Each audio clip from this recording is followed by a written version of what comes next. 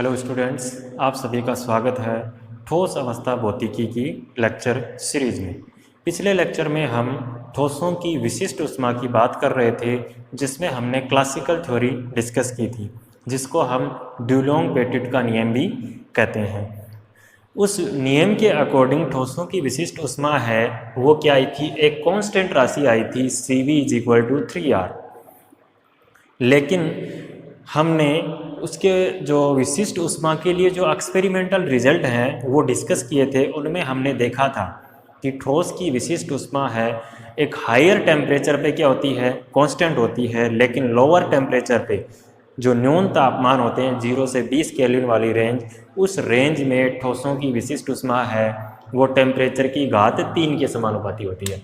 हमने डिस्कस किया था हाई टेम्परेचर पे जो एक्सपेरिमेंटल रिजल्ट थे वो क्या बता रहे थे, Cv क्या है 3R के बराबर कांस्टेंट होती है, और लो टेम्परेचर पे Cv की वैल्यू थी वो T की घात 3 के समानुपाती थी।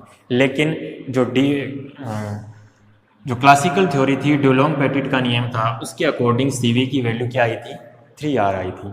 और उस Cv की वैल्यू जो ड्यूलोंग-पेटिट का नियम था वो जब हमने डेराइव किया था तो उसमें हमने क्या माना था, उसमें माना था कि जो ठोस के अंदर परमाणु हैं वो क्या हैं, क्लासिकल ऑसिलेटर हैं, और क्लासिकल ऑसिलेटर हैं तो उनकी जो ऑसिलेशन की जो एनर्जी है, इंटरनल एनर्जी है, वो potential energy plus kinetic energy दोनों के इक्वल होती है, दोनों के योग के बराबर होगी टोटल एनर्जी।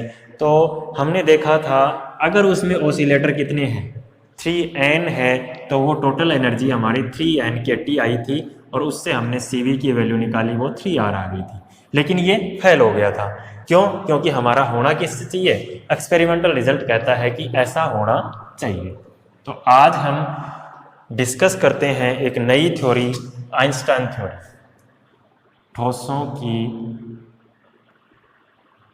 विशिष्ट ऊष्मा की आइंस्टाइन थ्योरी।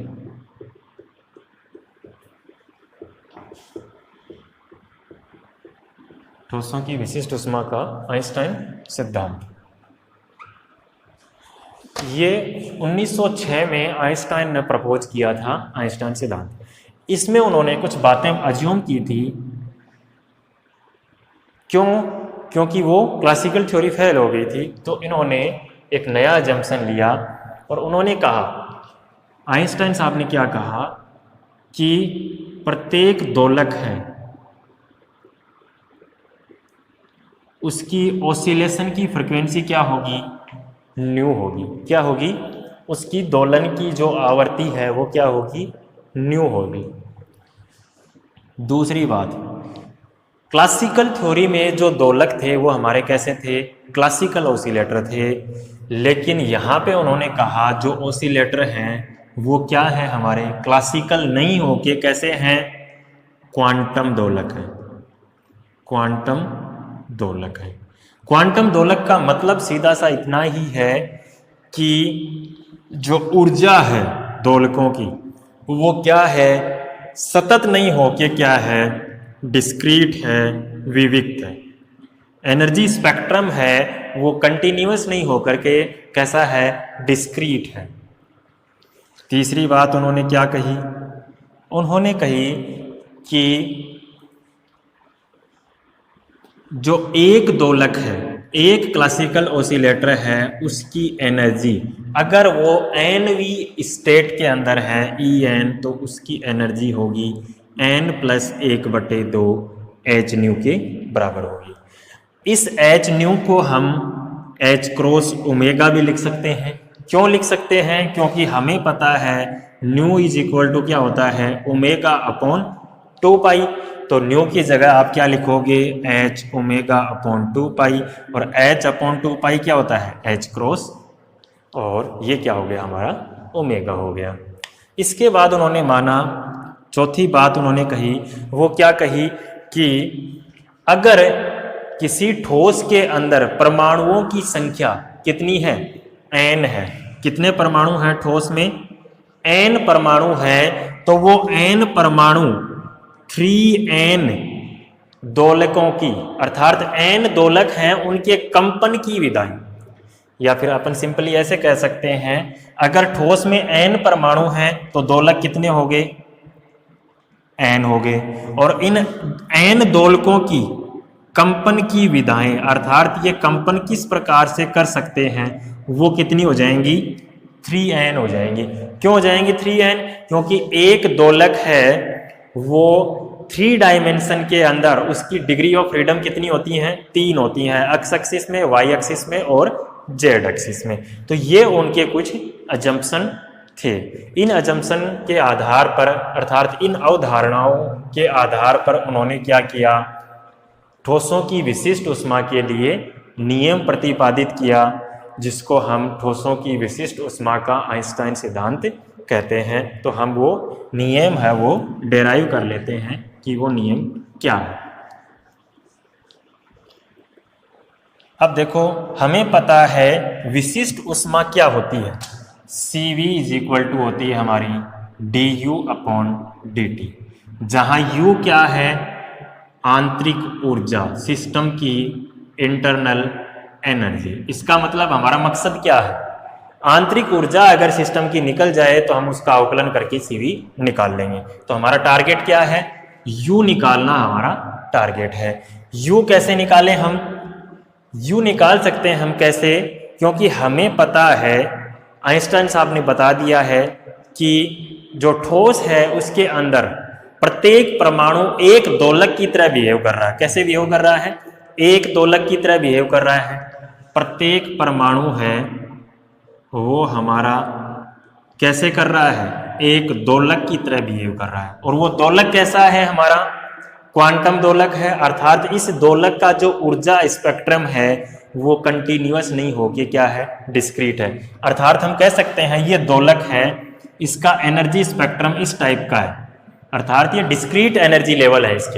इसके एनर्जी लेवल कैसे हैं, डिस्क्रीट हैं। तो ये n is equal to 0 level में भी पाया जा सकता है, n इज इक्वल टू 1 में भी हो सकता है, n इज इक्वल टू 2 में भी, n इज इक्वल टू 3 में भी। ये अपनी जितनी भी स्टेट है उनमें से किसी भी स्टेट में पाया जा सकता है। इसका मतलब इस दोलक की औसत ऊर्जा हमें निकालनी पड़ेगी। क्या करना पड़ेगा, क्योंकि ये दोलक फिक्स तो है नहीं कि इसी एनर्जी स्टेट में है या इस एनर्जी स्टेट में या इस एनर्जी स्टेट में, ये किसी में भी हो सकता है। n इज इक्वल टू 0 से लेके अनंत तक किसी भी स्टेट में ये पाया जा सकता है। इसका मतलब ये जो एक दोलक है उस दोलक की औसत ऊर्जा हमें निकालनी है, और उस दोलक की औसत ऊर्जा E बार है। वो हम कैसे लिख सकते हैं, summation n is equal to 0 to infinity. एक दोलक की एनर्जी किसी पर्टिकुलर स्टेट में En मैंने लिखा था वो कितनी थी हमारी, n+1/2 h न्यू के बराबर थी कि नहीं थी। ये nवीं स्टेट में थी, लेकिन यहाँ n क्या कर रहा है, वेरी कर रहा है 0 से इन्फिनिटी के, तो E बार की वैल्यू आएगी। तो वो जो एनर्जी हमारी कितनी हो जाएगी, n+1/2 h nu into Maxwell Boltzmann नियम के अनुसार इस पर्टिकुलर स्टेट में पाए जाने वाले दोलकों की कुल संख्या वो किसके बराबर आएगी, e⁻ n+1/2 h new upon KT। और एवरेज कर रहे हैं इसलिए हम क्या कर देंगे, भाग दे देंगे e⁻ n+1/2 h new upon KT। ये जो एनर्जी है वो एक दोलक की औसत ऊर्जा है। ध्यान रखना, ये ऐसा नहीं है कि जितने दोलक हैं उनकी सबकी एनर्जी है, एक दोलक की, अर्थात किसी पर्टिकुलर स्टेट में जब दोलक पाया जाएगा तो उसकी औसत ऊर्जा ये हमारी ये होगी। तो हम निकाल लेते हैं ये औसत ऊर्जा कितनी है। जैसे ही ये औसत ऊर्जा आ जाएगी हम क्या कर देंगे, इसको 3n से गुणा कर देंगे, तो हमारे पास ये क्या बन जाएगा, U is equal to 3n into E bar हमारी क्या आ जाएगी, इंटरनल एनर्जी आ जाएगी। तो ये काम हमें अंत में करना है। तो सबसे पहले हम क्या करें, E बार निकालें। E बार के लिए हमारे पास ये आ गया, इसको सोल्व करना है, सिंपल सा काम है, n इज इक्वल टू 0 से लेके अनंत के बीच में इसको सोल्व करना है। तो अब देखो यहाँ पे ये जो समेशन है वो किस पे हो रहा है, n पे हो रहा है कि नहीं हो रहा है। इसका मतलब h न्यू अपॉन KT क्या है, एक नियत राशि है, इस एन के लिए, इस समेशन के लिए एक नियत राशि हो गई, हुई कि नहीं हुई? तो हम हर बार इसको H nu upon k T रखें, इससे अच्छा है हम इसको एक नया टर्म दे लेते हैं। तो हम मान लेते हैं, माना x is equal to H nu upon k T. जैसे ही ये मानेंगे हमें e की पावर माइनस x रखना पड़ेगा, यहाँ भी x रखना पड़ेगा, हमारी जो गणना है वो थोड़ी सी छोटी हो जाएगी। तो e बार हमारा कितना आ जाएगा, summation n is equal to 0 to infinity H nu. बाहर लिख लूँ मैं, कोई दिक्कत है क्या इसमें? लिख सकते हैं, क्यों? क्योंकि जो समेशन है वो तो n पे हो रहा है, एच न्यू पे नहीं हो रहा है।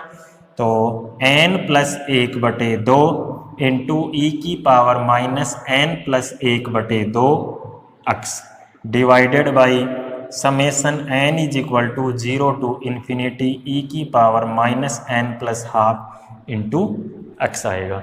आएगा कि नहीं आएगा? करो देखें इसको सोल्व, क्या आता आगे।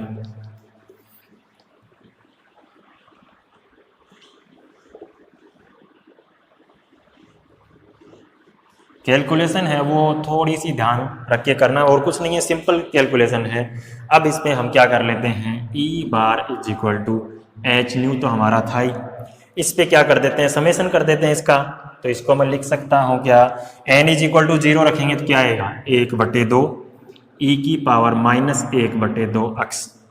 एन इज इक्वल टू 2 रखेंगे तो क्या आएगा, 3/2 ई की power minus 3/2 x। N is equal to 3 रखेंगे तो क्या आएगा, 5/2 ई की power minus 5/2 x plus 7/2 e की पावर माइनस 7/2 x। इस तरीके से ये चलता रहेगा। डिवाइडेड बाई, इसमें भी रख दो मान, क्या आ जाएगा, ई की power minus 1/2 x plus e की power minus 3/2 x plus e की power minus 5/2 x plus e की power minus 7/2 x plus plus. ये इनफाइनाइट सीरीज है, कोई दिक्कत है क्या? अब देखो, अगर मैं इस पूरे पद का अवकलन करूं तो क्या होगा, नीचे वाले हर एक पद का अवकलन हम कर दें। e की पावर माइनस 1/2 x का अवकलन करोगे तो क्या आएगा, माइनस 1/2 e की पावर माइनस 1/2। इसका अवकलन करोगे तो क्या आएगा, माइनस 3/2 e की पावर माइनस 3/2 x। इसका करोगे तो माइनस 5/2 e की पावर माइनस 5/2 x। इसका मतलब क्या है, इसका अवकलन है वो ये राशि आ रही है, आ रही है कि नहीं आ रही, माइनस साइन के साथ। इसका मतलब मैं लिख सकता हूं क्या इसको, E bar is equal to, minus sign आएगा इन सब के साथ तो वो माइनस साइन मैं यहां लिख लेता हूं एच न्यू, और क्या लिख सकता हूं, इस पद को मैं लिख सकता हूं D by d x, x के रिस्पेक्ट में अवकलन, और ये मान रख दो इसको ई की power minus 1/2 x plus e की power minus 3/2 x plus e की पावर माइनस 5/2 x प्लस ये आएगा, और हर में हमारे पास ये राशि है ही वापस, ई की power minus 1/2 x plus e की power minus 3/2 x plus e की पावर माइनस 5/2 x, और ये इनफाइनाइट सीरीज है। कोई दिक्कत है क्या इसके अंदर? क्या किया है हमने, सिंपल सा काम किया है हमने। हमें दिख रहा है यहाँ से इसका अवकलन ये है, इसका अवकलन ये है, इसका अवकलन ये है, इसका अवकलन ये है, एक माइनस साइन के साथ।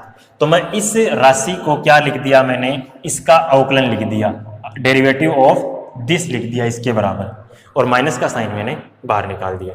कोई दिक्कत इसमें, E bar is equal to minus H nu. अब एक चीज बताओ मेरे को, आपने पढ़ा होगा एक अवकलन D by d x log F of x, ये अवकलन की वैल्यू कितनी होती है?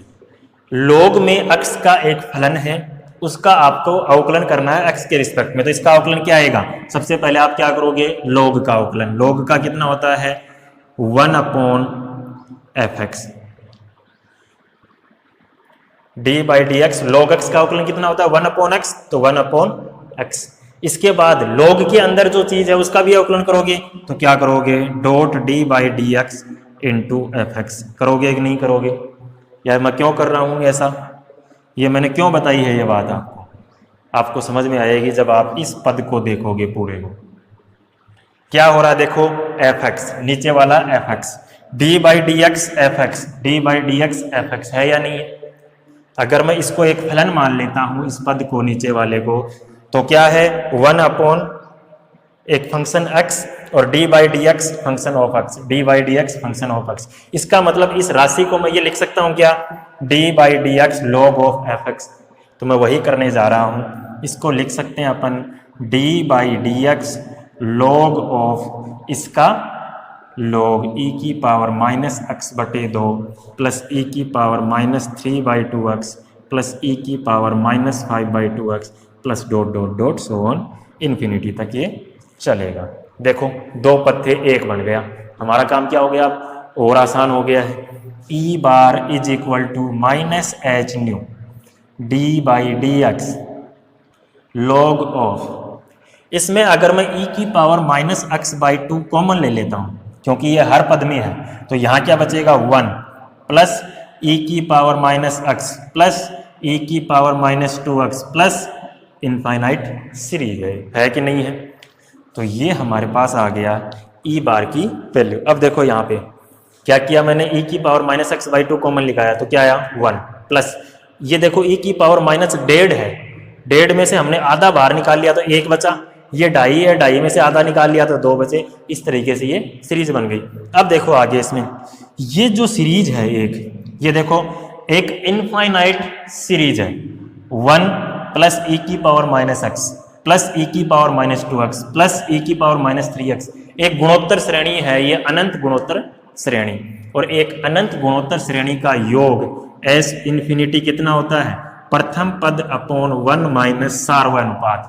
क्या होता है, प्रथम पद a अपॉन 1 माइनस आर क्या होता है, सार्वय अनुपात, जहां यहाँ पे सार्वय अनुपात कितना आएगा, e की पावर माइनस एक्स आएगा, r की वैल्यू क्या आ जाएगी, e की पावर माइनस एक्स। सार्वय अनुपात होता क्या है, किन्हीं दो क्रमागत पदों का अनुपात। सार्वय अनुपात क्या होता है, e की power minus x upon 1 e की पावर माइनस एक्स, इसमें से इसका भाग दो तो भी यही आएगा, अगले में 2 e की पावर माइनस 2x का दोगे तो भी क्या आएगा, e की पावर माइनस एक्स। तो मैं ये योग लिख देता हूं वहां नेक्स्ट स्टेप के अंदर।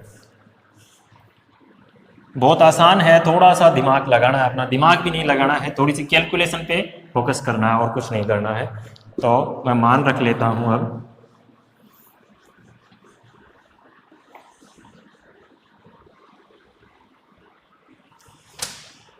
ई bar is equal to minus H nu into d by d x log of e की power minus x by 2 into इसका योग कितना आएगा, a upon 1 minus R, A क्या है 1 अपॉन 1 माइनस आर की वैल्यू कितनी है, e की पावर माइनस एक्स। देखो हम कितना बड़ा पद लेके चले थे और ये कितना छोटा बन गया। E bar is equal to minus H nu d by d x log a into B का मान कितना होता है, log a डॉट b, इसको हम लिख सकते हैं log a plus log b, लिख सकते हैं कि नहीं लिख सकते।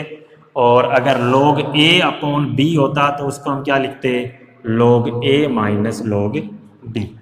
तो इसको मैं सिंपली ऐसे भी लिख सकता हूं क्या, इसको मैं ऊपर लिख दूं यहां, तो ये पद हमारा क्या बन जाएगा, e की power minus x by 2 upon this बन जाएगा। अब log इसको मैं a मानूं इसको b मानूं तो log a अपॉन b की वैल्यू कितनी हो जाएगी, log a minus log b हो जाएगी, होगी कि नहीं होगी। तो मान रख देते हैं अपन d by d x into log of e की power minus x by 2 minus log of 1 minus e की पावर माइनस एक्स, लिख सकते हैं कि नहीं लिख सकते हैं अपन। अब हमें पता है log का बेस कितना होता है, नेचुरल log का e होता है और e की पावर है, तो log नेचुरल बेस के ऊपर अगर एक्सपोनेंशियल आएगा तो उसकी वैल्यू कितनी हो जाएगी, 1 हो जाएगी। तो e bar is equal to क्या आ जाएगा, minus H nu d by d x, इसकी वैल्यू कितनी आएगी, माइनस एक्स बाई 2, क्योंकि log इसकी बेस क्या है, e है, e और e की वैल्यू 1 हो जाएगी, माइनस log 1 माइनस e की पावर माइनस एक्स आएगा कि नहीं आएगा।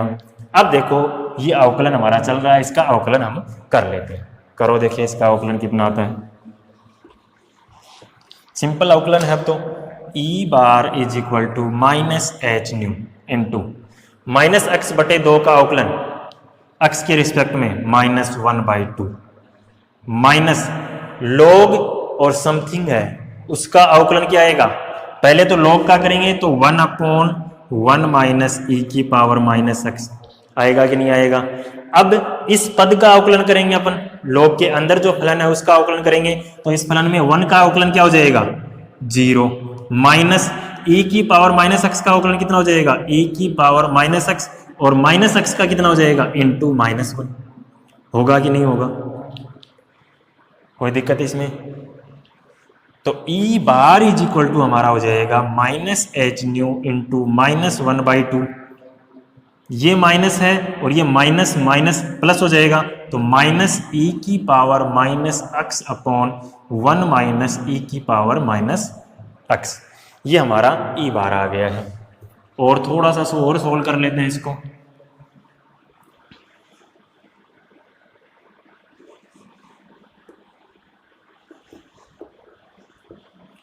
माइनस का मैं अंदर गुणा कर लूं तो E bar is equal to कितना आ जाएगा h nu into 1/2 plus e की power minus x upon 1 minus e की पावर माइनस एक्स।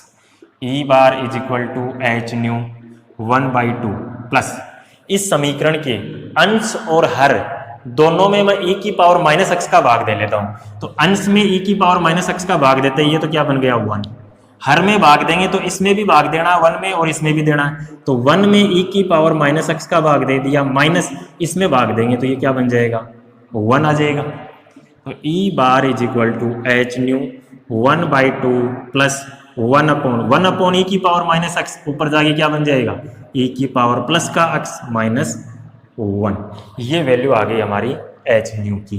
एक्स हमारा क्या था, हमने माना था एक्स इज इक्वल टू क्या था h nu upon k T, वो वापस रख देते हैं E bar is equal to H nu into 1/2 plus 1 upon e की power h nu upon k T minus 1।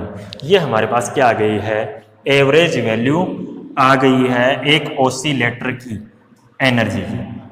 कोई दिक्कत है क्या इसमें, सिंपल है। अब देखो क्या निकालना था हमें, ठोसों की विशिष्ट ऊष्मा। विशिष्ट ऊष्मा के लिए हमें क्या चाहिए था CV चाहिए था, जो क्या था हमारा du अपॉन dt के बराबर। U चाहिए, U इज इक्वल टू क्या 3n इंटू ई बार है, तो कर दो देखे।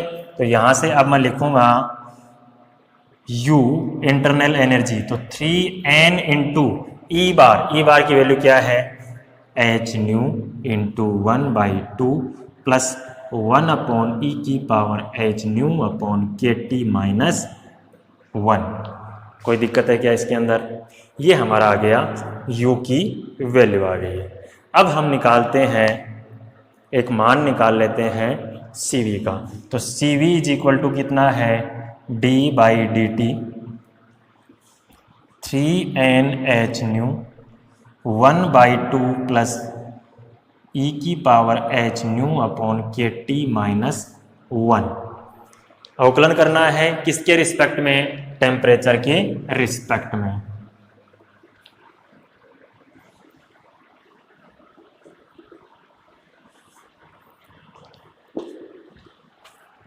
तो इसको मैं ये भी लिख सकता हूं क्या CV is equal to d/dt 3NH nu by 2 1/2 को इससे गुणा कर लिया plus 3NH new upon e की power h nu upon k T minus 1। लिख सकते हैं कि नहीं लिख सकते हैं। इसके अंदर टी है क्या, कहीं नहीं है। टेम्परेचर के रिस्पेक्ट में अवकलन क्या हो जाएगा 0। अवकलन किसका करना है, इसका करना है।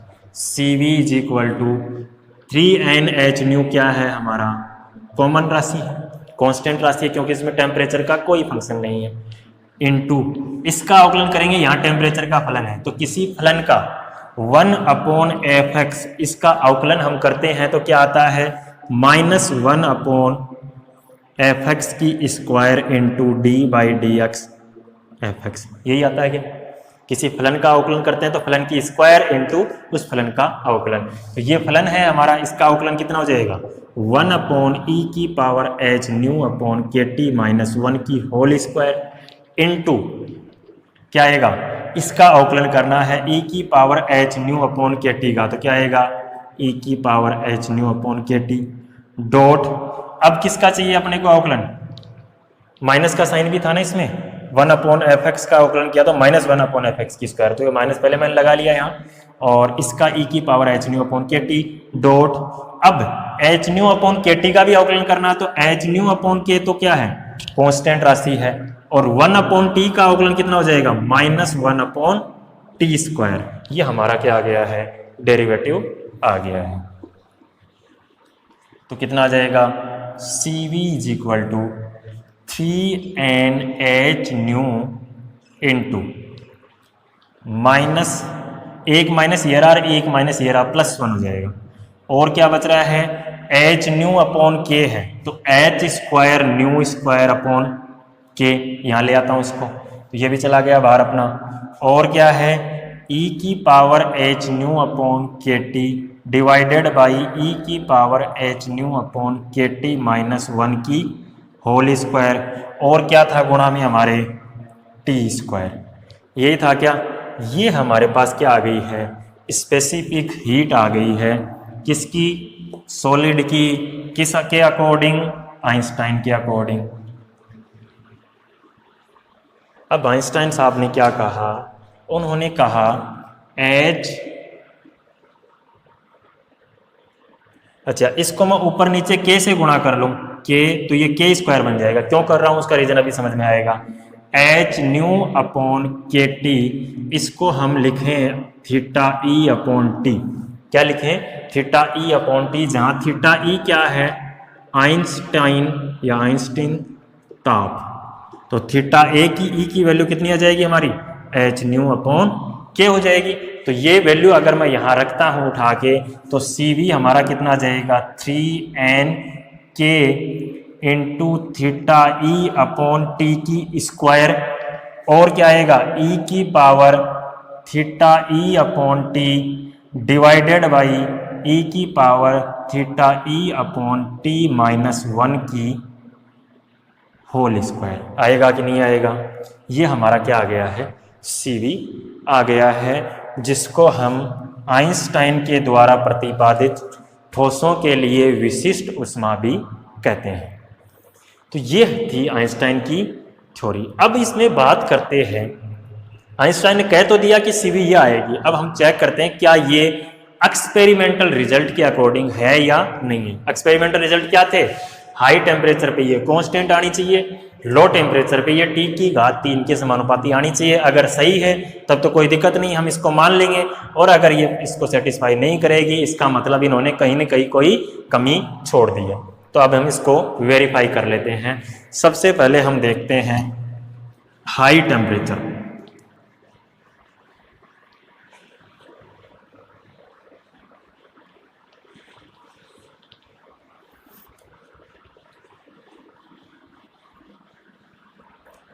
सबसे पहले बात करते हैं अपन उच्च ताप पर।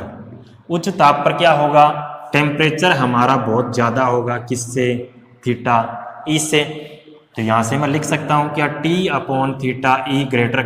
1 हाई टेम्परेचर पे, या इसको मैं रिवर्स करूँ तो क्या हो जाएगा, θe/T क्या हो जाएगा, << 1 हो जाएगा, अर्थात θe/T 1 की तुलना में क्या हो जाएगा, बहुत कम हो जाएगा, होगा कि नहीं होगा, थीटा ई है वो 1 की तुलना में क्या हो जाएगा, बहुत कम हो जाएगा। उस केस में e की पावर θe/T को मैं लगभग क्या लिख सकता हूँ, 1 + θe/T लिख सकते हैं कि नहीं लिख सकते हैं, क्यों, क्योंकि हमें पता है e की पावर x है, उसका प्रसार क्या होता है, 1 + x + x² upon factorial 2 + x की क्यूब अपॉन फैक्टोरियल 3, लेकिन हमें पता है ये राशि x ऑलरेडी 1 की तुलना में कम है, तो आगे वाले पद तो और कम आएंगे, तो मैं सिर्फ 2 ही पद रख लेता हूँ, बाकी सारे नेग्लेक्ट कर देते हैं। तो क्या आ जाएगा, CV = 3N के θe/T की होल स्क्वायर इंटू e की power θe/T divided by e की पावर θe/T को हम क्या लिख सकते हैं,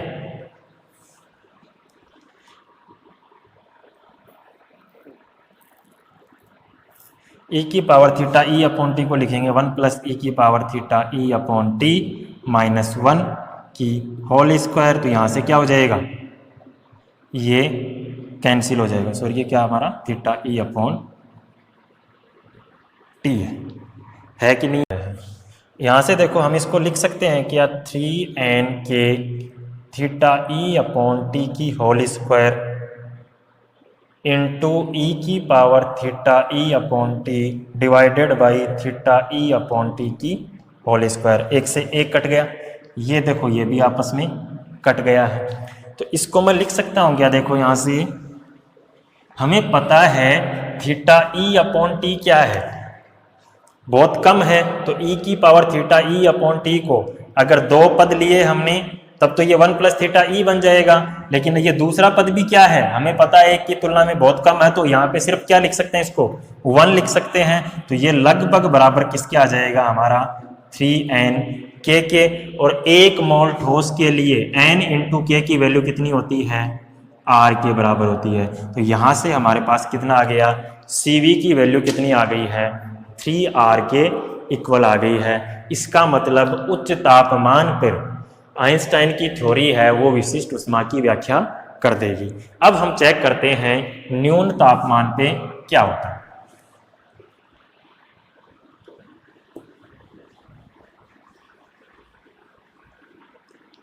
अगर तापमान हमारा क्या है, न्यून है, उस केस में क्या होगा, टेम्परेचर हमारा लेस देन होगा थीटा ई, तो ये हमारा क्या हो जाएगा लेस, और अगर हम लिखना चाहिए थीटा ई अपॉन टी तो ये एक की तुलना में क्या हो जाएगा, बहुत ज़्यादा हो जाएगा।